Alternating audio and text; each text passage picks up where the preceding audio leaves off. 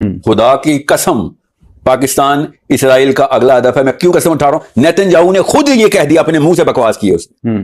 ये किसी शक में मत है, ये कैमरे बता दूं, ये अफगानिस्तान को एक्टिवेट करना, इंडिया के पैक्ट बनाना, इसराइल चौथे महल्ले में जाके वकफकारियां क्यों खोल रहा था? आप क्या समझ रहे हैं जी? हम न्यूक्लियर पावर लेके आए हैं, अल्लाह के हुक्म से लेके आए। तुम इनकुआ का हुक्म हमने माना हुआ है, उनको पता है, उन्होंने पहले माना हुआ है। उनकी गोल्डा मेयर कहती है हमने तुम्हारे नबी से डिफेंस स्ट्रेटजी सीखी है, तुम नहीं हथियार बना रहे हो, हम बना रहे हैं। 8 तलवारें छोड़ के गया तुम्हारा नबी, और बैठ गए तुम यहाँ पे तेल के कुओं के ऊपर एशियां करने के लिए। ये उन लोगों ने मुंह से बोला है कि ईरान के मुंह से, जैसे उसे ईरान बोलता है, अगला लफ्ज बोलता है पाकिस्तान। ठीक है, एक तो ये तो पहली बार आपको पहले पता होना चाहिए कि ईरान, चूंकि हमें पता है कि पाकिस्तान इनका अगला हदफ है, छुपाते नहीं है, इसलिए ईरान के साथ टैक्टिकल अलायंस हमारी दीनी मजबूरी है। वो शिया ना होते, वो एथीस्ट होते, हमारी दीनी मजबूरी थी। भाई हमारा बीच का रास्ता इस वक्त, हमें यहां पे बेस लॉक करनी है कि यहां से ना कोई एंट्री हो सके। दूसरी बात, रिजीम चेंज। जी जी सर, पहले तो एक चीज हम मिस कर रहे हैं, पहले और समझ लें जी। एक होती है आर्मी की बेस। आर्मी की बेस का 30 और 40% एक्टिवेशन रखते हैं, क्योंकि बजट बहुत महंगा पड़ता है कि बेस को चलाने में। सिर्फ फौजियों की तनख्वाहें नहीं होती, it's a very political establishment. 119 army की बेसिस है अमेरिका में, अमेरिका की दुनिया में 119। जी जी। और सबसे ज्यादा किधर है? अरब में।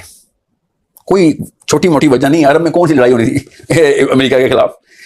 एक बेस को चलाते वक्त जो सबसे ज्यादा बड़ी जरूरत होती है बेस को चलाने की, उसे कहते हैं रीइंफोर्समेंट, कुमक। कुमक बेस के बगैर अगर डिप्लॉय करनी हो तो वो हाल होता है जो अफगानिस्तान के अंदर अमेरिका का हुआ। अमेरिका में क्यों मसला, अफगानिस्तान में अमेरिका का मसला था, अमेरिका की एक्टिव बेस को एस्टैब्लिश थी नहीं।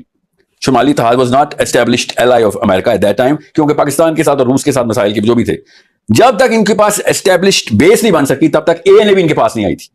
इतना बड़ा वाकया होता है बेस बनाना। पॉइंट आ गया। नहीं, पॉइंट यह है कि ईरान ने वो $5 बिलियन पहले घंटे में जाया करवाए, किसके? अमेरिका के। वॉर इज जस्ट मनी, जंग सिर्फ पैसा होता है और कुछ नहीं होता जंग। 5 घंटे का मतलब, 5 बिलियन पर आवर का मतलब आपको मैं बताता हूं टैक्टिकली। अगर वो 9 बेसिस उड़ाता है 9 के 9 मुल्कों में, तो ये 9 पंजे $45 बिलियन नहीं बनते। ये री-एनफोर्समेंट की के ऊपर रेड मार्क लग जाता है कि यहां से अब अमेरिका का फौजी वापस डिप्लॉय नहीं हो सकता। क्यों? अब आप साइट में आ चुके हैं। ईरान ने खाली मुझे सबको ये बताया कि तू अब मेरे निशाने पे है। उसने मोहम्मद बिन सलमान को नहीं कहा कि तू मेरे निशाने में, मोहम्मद बिन ज़ैद को नहीं कहा, उसने डोनाल्ड ट्रंप को बताया कि बेटा जो तूने अभी $1 मिलियन बचाने के लिए जो बेस बनाई थी ना, अब तू मिलियन चीज़ बिलियन लगाएगा, बिकॉज अब तेरी बेस मेरे एन रेंज के अंदर आ गई है।